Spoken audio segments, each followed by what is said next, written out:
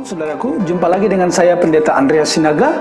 Saat ini kita masih sedang menghadapi yang namanya badai wabah virus corona yang menggemparkan seluruh dunia. Ternyata hal ini mendapat perhatian dari pendeta-pendeta juga. Salah satunya ialah pendeta Dr. Stephen Tong. Konon katanya, pendeta Dr. Stephen Tong mendapat informasi dari seseorang bahwa ada seorang pendeta besar di Indonesia yang mengeluarkan pernyataan akan menghentikan badai virus corona seperti Yesus menghentikan gelombang badai lautan. Oleh karena itu, pendeta Stephen Tong menyatakan bahwa pendeta tersebut adalah pendeta palsu. Saudara, siapakah pendeta yang dimaksud tersebut? Mari saudaraku saksikan video ini selanjutnya. Video yang pertama tentunya dari Bapak Pendeta Dr. Stephen Tong, dan video yang kedua khotbah dari pendeta yang kemungkinan dituduhkan sebagai pendeta palsu. Biarlah saudara yang menilainya dengan cermat. Oleh karena itu, saudara harus menyaksikan video yang pertama dan kedua. Harus sampai selesai. Karena jikalau tidak selesai, kemungkinan saudara akan salah menilai.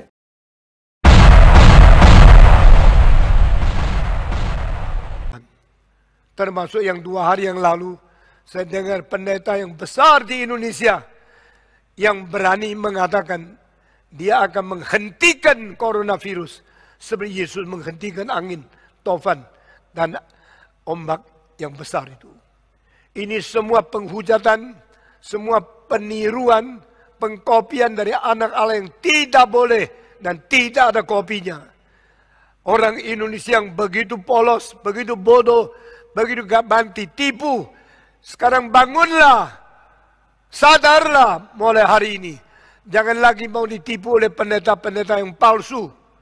Yang dari dahulu melalui keuangan menjadi perampok, sekali melalui nubuat menjadi pengkopi Yesus yang palsu. Saudara-saudara, jika apa yang mereka katakan tidak terjadi, mereka harus mati. Sekarang saya tanya, pendeta-pendeta yang berani mengikut, mengkopi, memalsukan Yesus, maukah berani kerjakan 2 hal? Pertama, bikin kebaktian kesembuhan secara besar, pakai Istora atau pakai Gelora Bung Karno, bilang semua yang sakit virus corona datang sini, saya dalam nama Yesus menyembuhkan engkau. Kenapa engkau tak berani kerjakan itu? Hei, pendeta-pendeta di seluruh Indonesia, dengar kalimat pendeta Stephen Tong ini. Kalau engkau mempunyai kuasa Tuhan, kerjakan itu. Bikin kebaktian kesembuhan ilahi, suruh semua yang beriman datang. Yang coronavirus telah menjalar di dalam tubuh mereka, sembuhkan mereka. Saya akan melihat apakah kuasa Tuhan ada pada kamu. Pergi ke Amerika, hentikan 1 hari 100.000 orang mati. Karena engkau hamba Tuhan. Engkau sudah omong kosong berpuluh-puluh tahun. Karena engkau mengetahui yang sakit akibatnya cuma 2. Sembuh atau mati. Kalau engkau sembuh, kalau ada orang sembuh, bukan karena engkau sembuhkan, karena memang penyakitnya bisa sembuh, maka engkau langsung mendapat anggota yang banyak. Ini cara perkembangan yang disebut penginjilan. Ini bukan penginjilan, karena tidak memberitakan Kristus yang mati. Tidak memberitakan Yesus menanggung dosa. Tidak memberitakan Yesus mengganti kita dipaku di atas kayu salib. Ini bukan penginjilan. Kalau engkau berani lakukan ini, sekarang hari ini lakukan. Kedua, engkau berani tidak berani melakukan setelah pakai nama Tuhan, katakan sesuatu tidak jadi. Engkau mengatakan sekarang rajamlah saya dengan batu, biar saya mati. Saudara, kita sudah menyaksikan khotbah dari Bapak Pendeta Dr. Stephen Tong. Saat ini kita lanjutkan untuk menyaksikan khotbah pendeta yang dituduhkan sebagai pendeta palsu.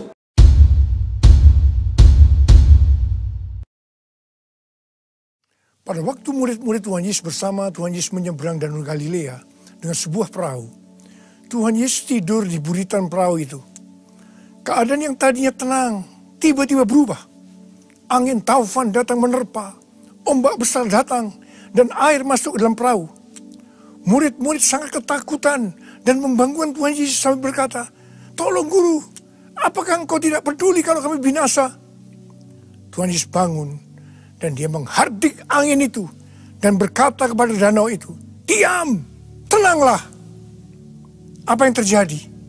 Angin itu reda dan danau menjadi teduh sekali. Tuhan Yesus berkata kepada murid-muridnya, "Mengapa kamu begitu takut? Mengapa kamu tidak percaya?" Mereka menjadi sangat takut dan berkata seorang kepada lainnya, "Siapakah gerangan orang ini, sehingga angin dan danau pun taat kepadanya?" Bukankah keadaan pada waktu itu mirip dengan keadaan hari-hari ini? Tadinya keadaan tenang-tenang saja, tetapi ketika memasuki tahun 2020, tiba-tiba kita dikejutkan oleh badai yang datang menerpa. Dalam tempo sekitar 4 bulan, COVID-19 dengan cepat menyebar dari Wuhan, China, dan saat ini hampir ke seluruh bagian dunia ini. Krisis ekonomi mulai melanda dunia, termasuk Indonesia. Paparan COVID-19 di Jakarta dan sekitarnya melebihi tempat-tempat lainnya di Indonesia. Banyak orang-orang yang kita kasihi meninggal dunia. Orang-orang mulai panik, ketakutan, sangat khawatir melihat kejadian ini. Kita mulai berteriak-teriak kepada Tuhan Yesus meminta pertolongan. Tetapi sepertinya Tuhan Yesus tidak menjawab. Tetapi seperti yang terjadi pada waktu itu. Pada waktunya Tuhan Yesus akan menghardik kepada COVID-19, kepada krisis ekonomi. "Diam, tenanglah." Setelah itu kita akan terheran-heran melihat bahwa semua kejadian mencekam ini akan berhenti, akan berlalu.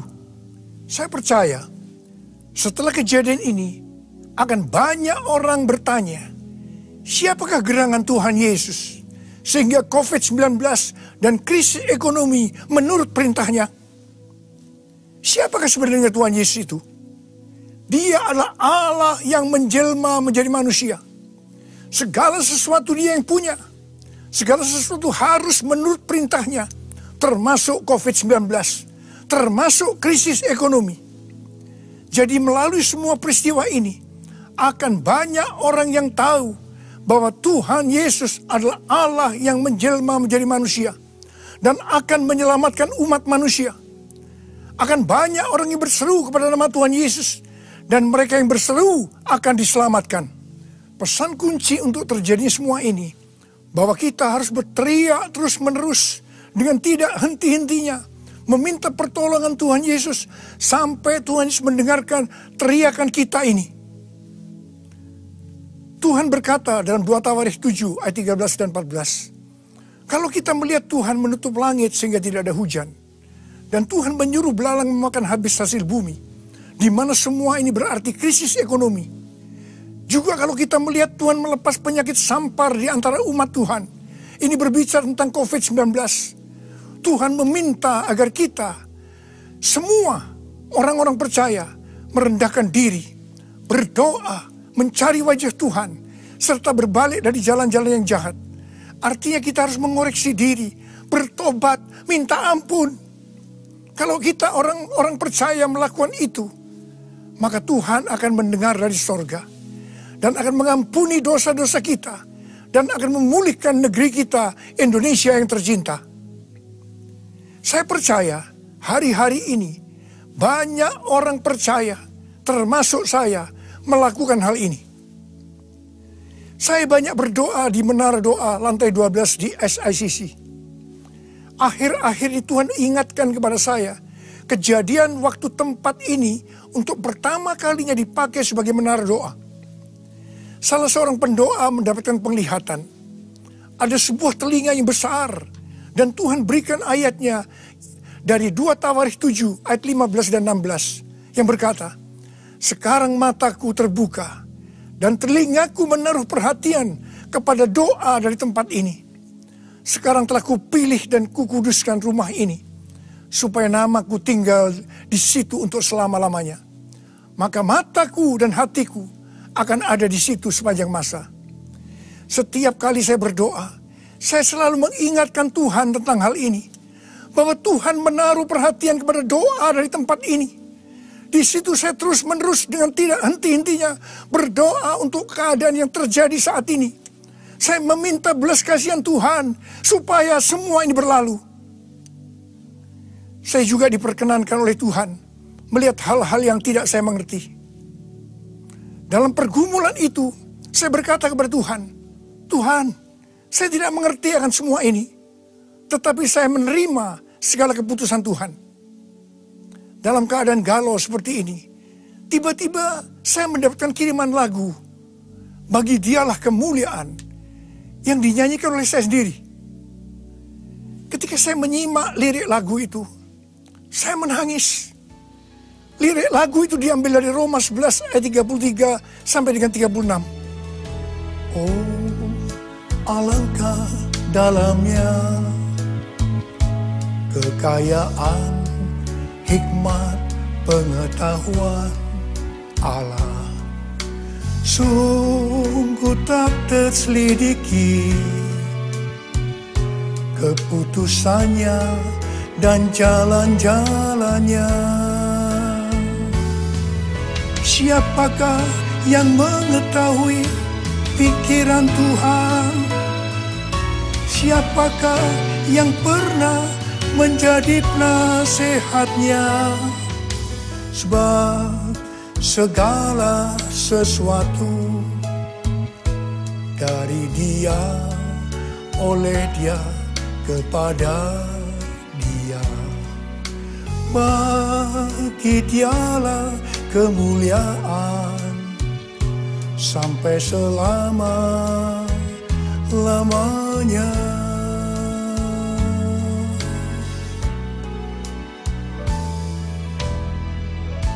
Di sini saya disadarkan oleh Tuhan bahwa siapa saya ini yang sebagai manusia sepertinya harus mengerti semua pikiran Tuhan.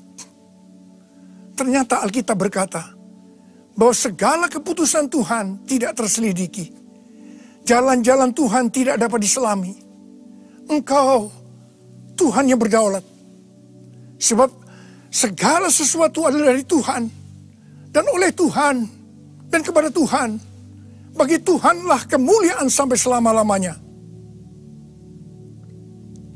Apakah saudara juga berdoa kepada Tuhan agar badai COVID-19 dan krisis ekonomi ini segera berlalu? Ada berapa banyak yang berkata, tolong Tuhan Yesus, tidakkah Engkau peduli kalau kami binasa? Seperti yang terjadi pada waktu itu, Tuhan akan berkata kepada kita, mengapa engkau begitu takut? Mengapa engkau tidak percaya? Saya diingatkan oleh seorang pendoa syafaat yang berkata kepada saya bahwa tulah di Mesir berhenti setelah anak domba Paskah disembelih. Kemudian setelah itu saya diberikan satu pengertian. Dan saya bertanya kepada Tuhan, Tuhan, apakah COVID-19 ini akan mulai reda atau menurun pada waktu Paskah? Setelah itu ada yang memberikan kepada saya nubuatan Chuck Pierce yang dituliskan dalam charismanews.com. Chuck Pierce pada waktu tahun 2006 pernah bernubuat untuk saya, yaitu akan dipakai dalam pelayanan kesembuhan. Dan nubuatan itu terjadi. Nah, Chuck Pierce pada bulan September 2019 bernubuat bahwa bangsa-bangsa akan mengalami kekacauan sampai Paskah 8 sampai 16 April. Tanggal 26 Januari 2020, kembali Chuck Pierce bernubuat bahwa suatu wabah yang besar datang menyerbu untuk menguji kita sampai dengan Paskah. Bagi saya, apakah hal ini berarti bahwa pada waktu Paskah COVID-19 ini akan mulai reda atau menurun? Hal yang mirip juga dikatakan oleh Cindy Jacob kepada Chuck Pierce pada tanggal 3 Januari 2020. Cindy berkata bahwa dalam 3 bulan pertama di tahun 2020, agar Chuck Pierce berhati-hati untuk perjalanan internasionalnya dan harus banyak beristirahat. Dan itu dilakukan oleh Chuck Pierce. Sekarang Chuck Pierce banyak menulis buku dan istirahat. Selain itu, Chuck Pierce menginterview seorang nabi bernama Shawn Bowles yang berkata bahwa Tuhan memberitahu kepada dia bahwa akhir COVID-19 sudah dekat. Terhadap nubuatan ini, saya meresponi dengan doa-doa saya. Di mana yang tadinya difokuskan untuk meminta kepada Tuhan agar COVID-19 itu berhenti. Tetapi sekarang Tuhan Yesus menyuruh saya untuk melakukan seperti apa yang telah dilakukan oleh Tuhan Yesus. Yaitu dengan menghardik badai itu dan berkata, diam, tenanglah. Karena itu sekarang saya memerintahkan kepada COVID-19 dan kepada krisis ekonomi dengan berkata, diam, tenanglah. Kita sekarang memasuki peperangan rohani yang dahsyat. Mari, saya mengajak saudara untuk berdoa seperti itu. Kita memerintahkan kepada COVID-19 dan kepada krisis ekonomi dengan berkata, diam, tenanglah. Dalam melakukan peperangan rohani ini, saudara harus banyak berbahasa roh. Saya percaya setiap kita menginginkan agar badai COVID-19 dan krisis ekonomi cepat berlalu. Karena itu gereja Tuhan harus bersatu. Jangan saling menyalahkan. Jangan saling menjelekkan. Saya percaya melalui peristiwa ini justru Tuhan mengendaki agar gereja Tuhan menjadi satu. Unity. Seperti yang dikatakan dalam Yohanes 17. Bahwa unity adalah kunci utama untuk terjadinya penuaian jiwa-jiwa. Melalui peristiwa COVID-19 ini merupakan wake up call bagi gereja Tuhan. Untuk menyelesaikan amanat agung Tuhan Yesus. Dan setelah itu Tuhan Yesus datang kembali. Saya mau berdoa buat saudara. Angkat tangan saudara. Kita doa sama-sama. Oh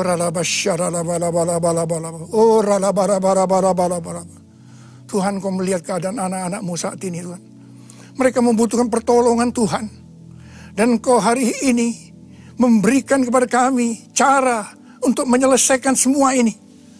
Engkau mau ya Tuhan, kami yang percaya sekarang memerintahkan kepada COVID-19, memerintahkan kepada krisis ekonomi, diam, tenanglah.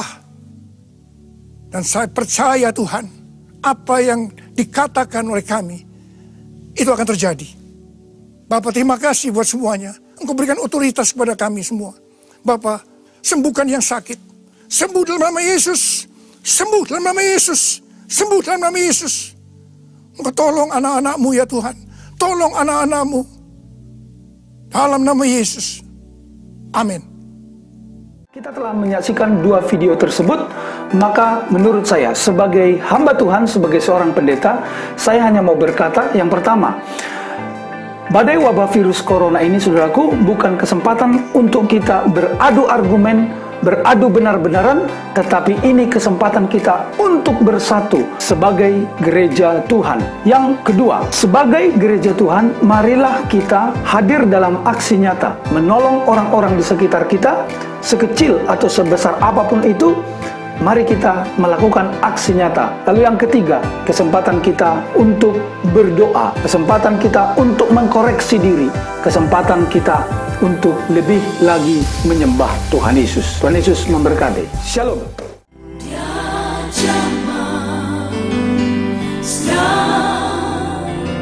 Dia